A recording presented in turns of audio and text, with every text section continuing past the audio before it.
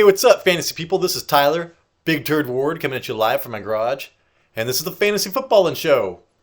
Today's episode, Turkey Day, Play or Pause edition. So this is, our Play or Pause Thursday Night Football. Same type of thing, same type of setup. I'm going to be covering the home teams. Jason's been covering the away teams. And hopefully, I think he just released a video not too long ago. So if you wouldn't mind going back and watching that before this, that would help us out a lot. So I'm going to try to be a non-obvious start and a non-obvious sit for each home team for tomorrow's games. And it's kind of hard, being non-obvious because, hey, when you just have to choose one side of the ball, a start sit on, a particular game, it's kind of hard. So anyways, we're going to start this off with Detroit. I'm going to say start and feel good about starting DeAndre Swift. So he went 5 for 20 and 1 TD, and then 3 for 12 with 3 targets versus the New York Giants last week. The Giants have been stuffing the run. So he was involved, at least in the passing game. He has a touchdown in 2 straight weeks. He had the highest rushing attempts in the last 5 weeks. It was only 7. So, he is not getting many rushing opportunities at all. But this game's going to be more about who can pass catch, because they're going to be coming from behind, and Buffalo has been looking like they did since in week 1 when they just annihilated the Rams and they couldn't even run on them. They have been just stopping the run hardcore lately. So I think that is actually good. And then let's see. Sorry, I'm getting weird stuff on my computer. Buffalo just held the Browns to 80 yards rushing. So Chubb and Hunt combined for 5 receptions for 70 yards through the air. So, the Browns, like the top rushing team in the league, with Nick Chubb, can only get 80 yards rushing against Buffalo. But they combined for a decent amount through the air. And, this is going to be a national televised game. And I could just see the Lions really wanting to focus, really wanting to make Swift a focal point. Making the Lions look good. He's their best player. They want to look good in front of everybody, and he's healthy right now. So he's been chomping at the bit for more opportunities if you kind of pay attention to what he says to the media and stuff. And I think he gets it this week. So Swift has at least 3 receptions in 4 of the last 5 games, and Jamaal Williams is just not catching the ball at all. So I think that he's going to get a lot of yards in the air. I think he's going to get barely anything on the ground. But I think he's going to get 80 total yards and 1 touchdown. Plus some, maybe a couple points reception-wise, like 4 receptions, 5 receptions. So you're looking at that's 14 points, over 15 points from DeAndre Swift this week. And I think that's great for him. So I am happy to start DeAndre Swift. And in the same backfield, if you have him, you're probably going to start him. But I do have pause on Jamaal Williams. J. Willie! So yeah, dude. 17 for 64, 3 touchdowns, but 0 catches last week against the Giants. So the Giants, held him to 64 yards, but he got those goal line carries. He got 3 touchdowns. So, he is a very touchdown-dependent player this week, more so than I can think of anybody else. So Buffalo just held Chubb to 1.4 yards a carry. Chubb went 14 for 19, but he had 3 receptions for 48 yards to help him. But Jamaal Williams isn't going to have that 3 for 48 yards to help him. So, and this all happened in the same building. Buffalo just stopped, Cleveland running the ball in that dome. So there's precedent for it right now. Played against Buffalo once all time and only went 11 for 27. So it's not a great history here. Just nothing is pointing good for Jamaal Williams. He's not going to get many yards whatsoever. He's probably going to get 15 carries, I have him down for 15 for 41 yards. That's what I have him down for right now. So if your running back isn't going to be catching any passes and only gets, 40, 50 yards with no touchdowns, I have a lot of pause on Jamaal Williams this week. So, but I understand if you're a Jamaal Williams owner, you probably need to start him. But if you can pivot, I probably would. Next up, so that was so that game was Buffalo at Detroit. Next up, the Giants are going to be at home, or not at home, at Dallas. So Dalton Schultz is my start here. 3 3 games since 2021 against the Giants. He's averaging 7 receptions and 72 yards per game in that stretch. So, I mean, in the last 3 games, 1 this year, 2 last year, against the Giants, he's been doing really well. So, I mean, that's good. Giants have a new coach, but their defense has been pretty good for a couple of years. And not great, but still. Only went 3 for 22 versus Minnesota last week, but they didn't need him. Like, they really didn't need him. Tony Pollard led them in receptions and everything else. CeeDee Lamb didn't do much, so I wouldn't look too much into that. And he has had 8 targets plus. Oh, wait, only went 3 for 22. Had 8 targets and a touchdown the game before versus the Packers. So Giants have only given up 2 touchdowns to tight ends all year, but I think that changes. So, like, the Giants have actually been keeping tight ends out of the end zone. But I really like Dalton Schultz getting, like 7 or 8 receptions this game. 80 yards and a touchdown I have for Dalton Schultz. Okay. So, Michael Gallup is my pause here because I couldn't say don't start CeeDee Lamb because the Browns just lit the Giants up, dude. Like, Donovan Peoples-Jones, Amari Cooper, I couldn't say sit, CeeDee Lamb. But, man, I had a lot of hope for Michael Gallup, Like, he was on my waiver wire show like a month and a half ago. Like, hey, dude, you remember what this guy was like with Dak Prescott. So where Dalton Schultz is actually picking up where he left off with Dak Prescott, whereas, Michael Gallup is kind of lost. Noah Brown is in there getting almost as many targets. So, Giants just held the Lions to 65 receiving yards. So, the Giants did pretty well, against a pass-happy team like the Lions. Then CeeDee Lamb had 12 targets for 87 yards and a touchdown earlier this year against the Giants.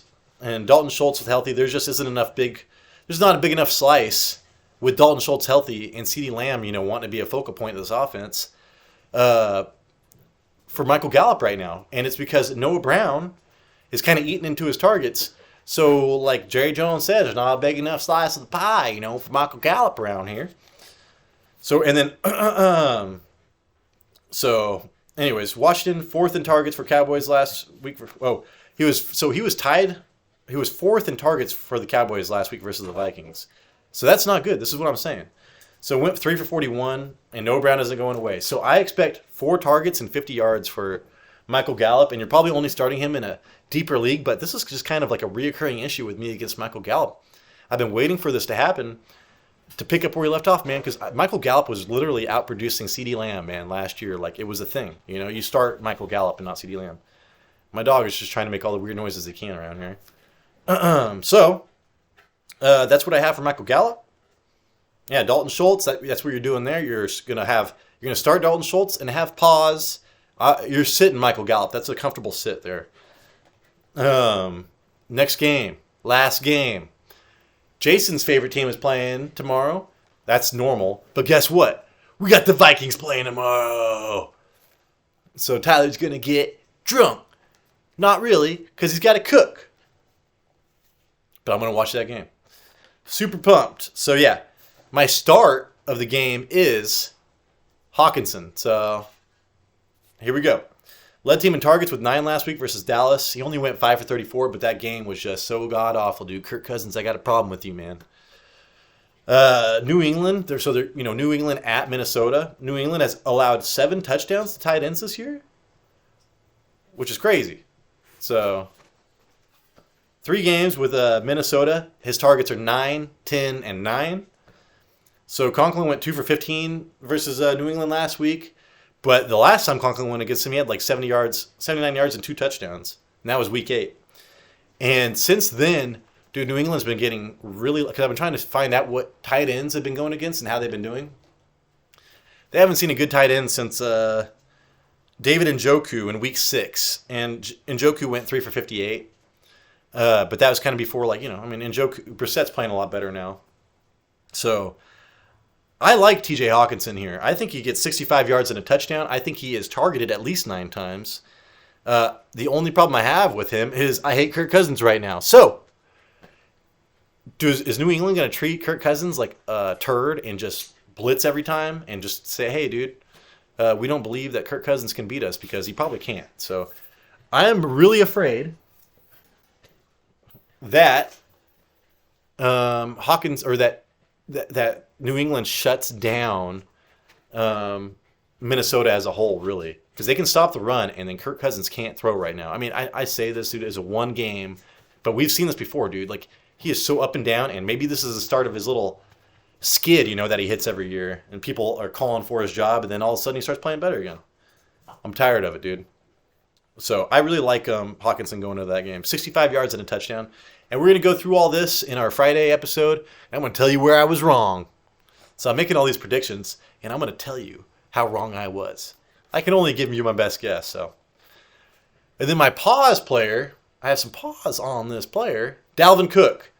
So the dude I was going against, 2 weeks ago, he sat Dalvin Cook against Buffalo. And I was like, dude, this is the point we're at. We're sitting a first-round draft pick, super talented draft pick. And it looked like an amazing start for, sit for him. Like, he called his shot. He sat Dalvin Cook. But then Dalvin Cook got that 81-yard touchdown and blew it all up. So he got like 20 points on his bench.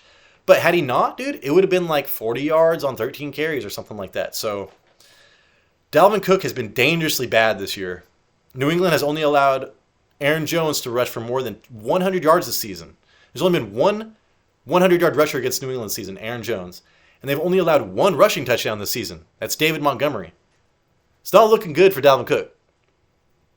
So, yeah, right. Only 4 running backs have had more than 15 attempts versus New England all season. So they're not even really, like, people are realizing they can't run against New England, and then they just kind of give it up. This is kind of like what the Vikings do this year. So that's not good. And then, so he has 6 touchdowns. Oh, no, he went 11 for 72 and 0 receptions versus Dallas last week. He usually gets some receptions, but it's scary that he didn't get anything when they were getting dominated. So it's just another, it shows you the floor, dude. When Kirk Cousins is playing terrible, it shows you the floor of Dalvin Cook. And so, like I said, I'm really worried about, hey, let's get you on this camera real fast. Come here. The old girl never gets on camera, so this is Madison, my wife's dog. My dog now. But she needs some love, too. So anyways, he has he went 11 for 72 with 0 receptions versus Dallas, which isn't good. And then he has 6 touchdowns in the last 8 games. He has 2 100-yard games in the last 4. But, man, if you pay attention to that, he got killed by Washington. Washington's been really stuffing the run, kind of like Buffalo or New England. And man, he just got he didn't do anything that game. And then the same thing, and that was week 9. Then week 10, the same thing against Buffalo, but he got that big run, right? And then last week he didn't do anything. So I think he's actually touchdown dependent this week. I really think Dalvin Cook is touchdown dependent, which sucks, dude. I don't even like saying that. I think he's going to get 75 total yards and 0 touchdowns. So I hope I'm wrong, dude. I hope he gets 200 yards and 3 touchdowns because I want the Vikings to beat the crap out of Bill Belichick. And so that's it for this episode. I forgot to ask you guys to like. If you don't mind liking, that'd be amazing because, hey, that helps out my brain because, we're just doing this for our own personal time. Putting in like 20 hours a week, for nothing. So when we hear back, even though we're going to do this regardless because it's fun. But, dude, it just makes us feel so much better when we get that kind of stuff. So, and then, hey, if you don't like us, there's a thumbs down button and leave us a hate message per usual. You can do that too because we can handle it. So thank you so much. That is it. Don't forget Jason's visitors episode before this one. So next time I see you, we will have a talk can in our hand. Happy Thanksgiving. Stay safe. Eat too much. And drink too much.